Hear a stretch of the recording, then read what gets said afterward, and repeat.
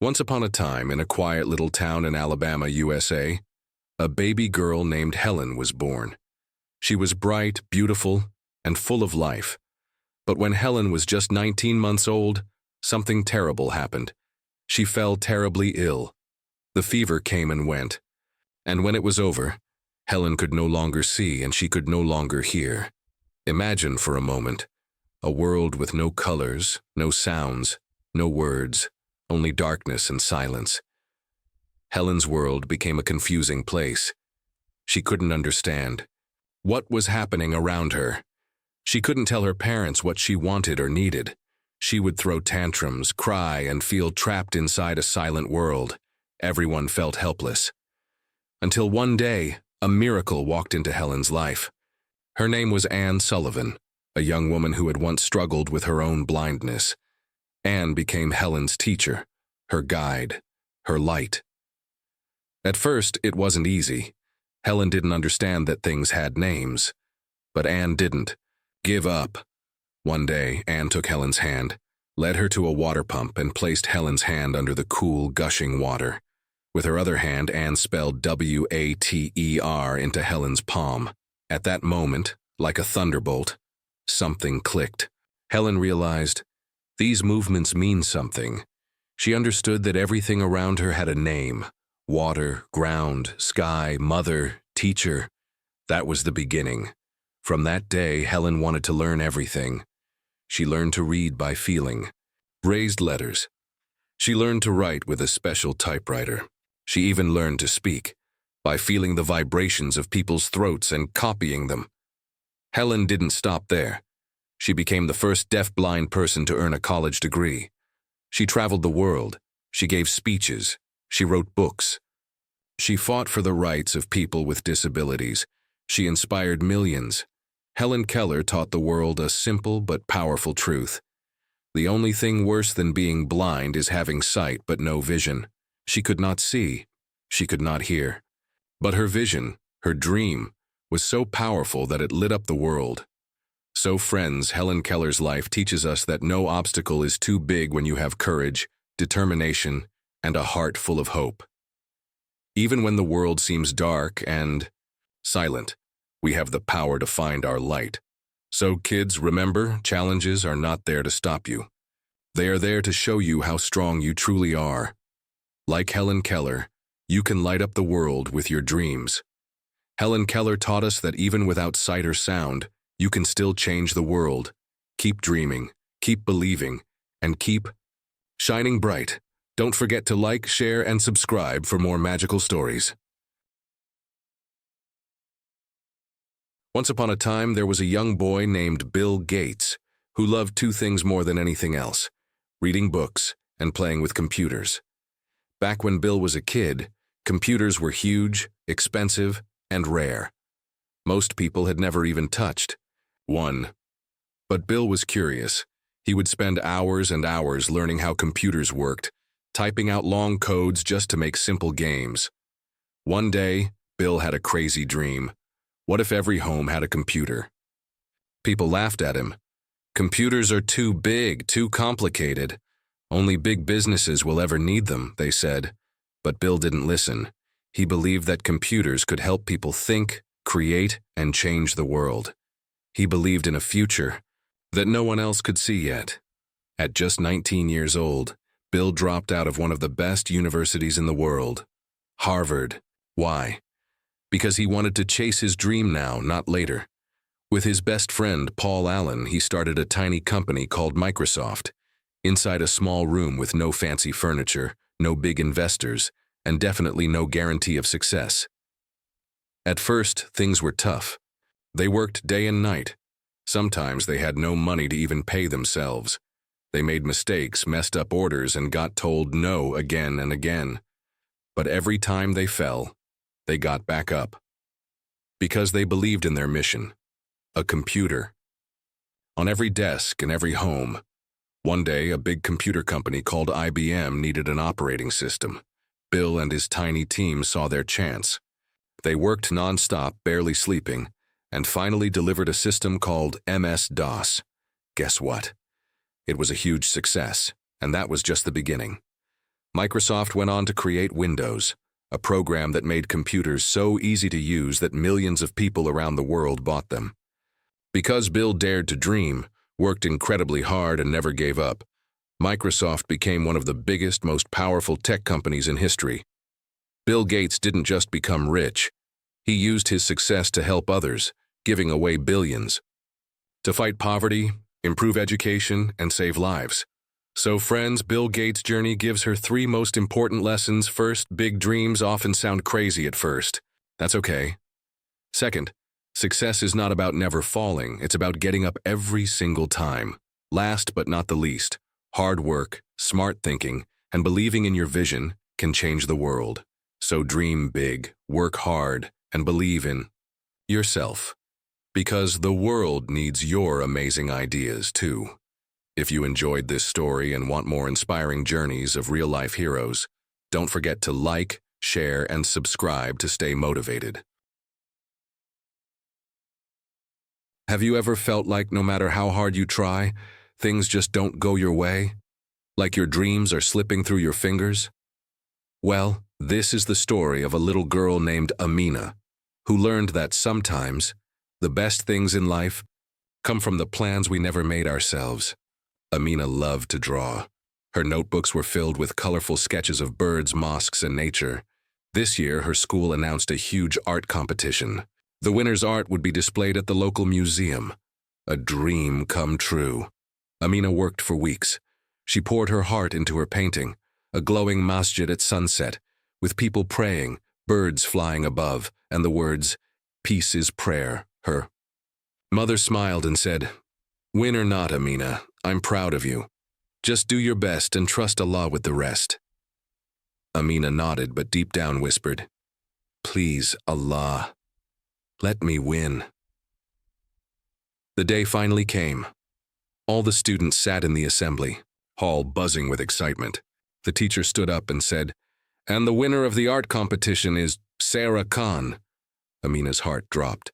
She clapped politely, but her eyes welled up. "Why, Allah?" she whispered silently. "I worked so hard. I wanted this so much." That afternoon, Amina sat alone on a park bench, her painting rolled up beside her. An old lady sat next to her and noticed her sad face. "Rough day?" she asked kindly. Amina explained everything. The woman smiled and said, "Sometimes what we think is best for us isn't what Allah has planned, but His plan is always better, even if we don't see it yet." Amina looked confused. "You didn't win today, but maybe Allah saved your painting for something even greater." The next day, Amina's school got a surprise email. A guest from an orphanage had seen Amina's painting at the school exhibition and wanted it for their prayer hall. The director wrote, "This painting brought tears to our eyes. It reminds our children of peace, hope, and Allah. We would be honored to hang it in our masjid." Amina's eyes widened. Her heart fluttered. She didn't win the competition, but her painting found a home where it would inspire hundreds of children every day. Amina visited the orphanage. The children clapped and smiled when she walked in. One little girl hugged her and said, "Your painting makes me feel like Allah is always near." Amina felt something deeper than victory. "Now I understand, Mama," she said later. "Allah's plan was better." So friends, sometimes things won't go your way. You might feel disappointed, hurt, or confused, but behind every no is Allah's bigger yes, and the reward may not come as a trophy. It might come as a smile, a dua, or a changed heart. So remember, just like Amina, when things don't go your way, don't give up. Trust Allah's plan. It may take time, but it's always worth it. If this story touched your heart, don't forget to like, share with your friends, and subscribe for more inspiring stories. In the heart of a grand forest where sunlight filtered through thick canopies and rivers sang as they flowed, stood the 2 most admired trees. Okar, a thick, tall, unshakable oak tree, and Willowin, a soft, graceful willow tree that danced with every breeze. They had grown side by side since they were saplings, but over time their personalities grew very different. Okar stood like a soldier, firm, still, and proud of his strength. "I am the strongest in this forest," Okar often declared. "My roots run deep, my trunk is thick, and I never bend. That's what makes me unbreakable." Willowin, ever gentle and calm, would simply smile and reply, "Dear Okar, it's not always about standing tall. Sometimes the key is knowing when to bend." "Bend?" Okar scoffed. "That's weakness. Trees are meant to be solid, not swaying dancers like you." And so seasons passed. Okar remained proud and unmoving. Willowin swayed with every wind, bowed to every breeze, and learned the rhythm of the forest. One evening the sky turned gray. Birds flew low. Animals rushed to their burrows. The air whispered of something powerful. A young pine sapling cried out, "What's happening?" An old crow cawed. "A storm is coming, a fierce one." As the winds began to growl, Okar tensed his trunk. "I will not move. Let the storm come. I will show the forest what strength looks like." Willowin instead closed her eyes and listened to the wind. She whispered, "This is not a time to fight. This is a time to flow." The storm arrived with fury. Lightning cracked open the sky. Thunder shook the ground. Winds screamed through the forest, grabbing branches, yanking leaves, ripping through proud trees like paper. Okar clenched every muscle of bark, resisting every push. But the storm didn't care for pride. It twisted, pulled, and suddenly, crack! A deafening sound echoed. Okar, the mighty oak, fell. His massive body hit the ground, roots torn, branches shattered. But beside him, Willowin bent low, almost touching the earth. She swayed, she flowed, she let the storm pass through her. And when the winds finally died, and the first light of dawn broke through, Willowin stood tall once more. The forest awoke to silence. Where Okar once stood, now lay broken bark. The animals gathered, shocked. The younger trees whispered, "How did the mighty oak fall? And how did Willowin survive?" A wise old owl perched high above answered gently, "Okar thought strength meant never moving, but real strength is knowing when to stand still and when to move." Willowin survived because she didn't resist the storm. She moved with it. Willowin looked at the morning sun, dew glistening on her leaves like tears of gratitude. "I didn't give up," she said softly. "I simply chose to bend so I could rise again. Always remember that. The strongest people aren't the ones who never fall, but the ones who know how to bend, adapt, and rise again." In life, there will be storms, unexpected challenges, losses, and hardships. But those who survive are not always the hardest. They are the wisest, the flexible, the humble. Don't let pride hold you stiff. Let wisdom guide you through the winds of change. If this story touched your heart, like, share, and subscribe to Stories That Shine, because the world needs more stories that bend toward light. Hamza bounced with excitement all evening. It was his first time fasting a full day in Ramadan, and he couldn't wait for suhoor, the special pre-dawn meal before fasting. "I'll wake up first," he declared confidently. His older sister, Amina, chuckled. "We'll see about that," she teased. Before bed, Hamza set 3 alarms and asked his parents to wake him up. "Don't worry, I'll be up right away," he said, yawning as he snuggled into bed. When the clock struck 4 a.m., the first alarm blared. Hamza's hand fumbled around, hitting the snooze button. 5 minutes later, the second alarm rang. Still, Hamza barely opened his eyes before rolling over. His father gently shook his shoulder. "Hamza, wake up! It's suhoor time." 5 more minutes," Hamza mumbled. "Next," Amina tried. "Hamza, the food is delicious. Come on before it's too late." But Hamza just pulled his blanket over his head. Then came his mother's secret weapon, a cold, wet washcloth on his face. Hamza shot up, shivering. His family burst into laughter. "That's not fair," he whined, rubbing his... "Jesus, you wanted to wake up, didn't you?" His mother smiled. Groggy and still half asleep, Hamza stumbled to the table. "Did I miss suhoor?" "Almost," his father said. "Quick, eat something before Fajr." Hamza grabbed a date and a glass of milk, trying to eat as fast as he could. He felt silly for wasting so much time. "Next time I'll wake up properly," he promised. His father smiled. Ramadan isn't just about eating before Fajr. It's about intention and effort. You tried, and that's what matters. But waking up early takes practice. The next night, Hamza had a new plan. He slept earlier, put his alarm across the room, and told Amina to pour a drop of water on his face if he didn't wake up. When suhoor time came, he jumped out of bed on the first alarm. "I did it," he cheered. His family clapped. As he sat at the table, fully awake this time, he realized something important. Ramadan is about effort, whether it's fasting, praying, or even waking up for suhoor.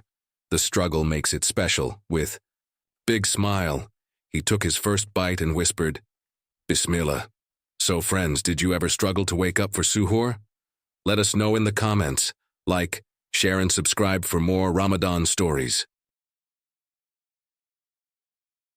Ramadan is a month of blessings, where every effort for the sake of Allah is rewarded many times over.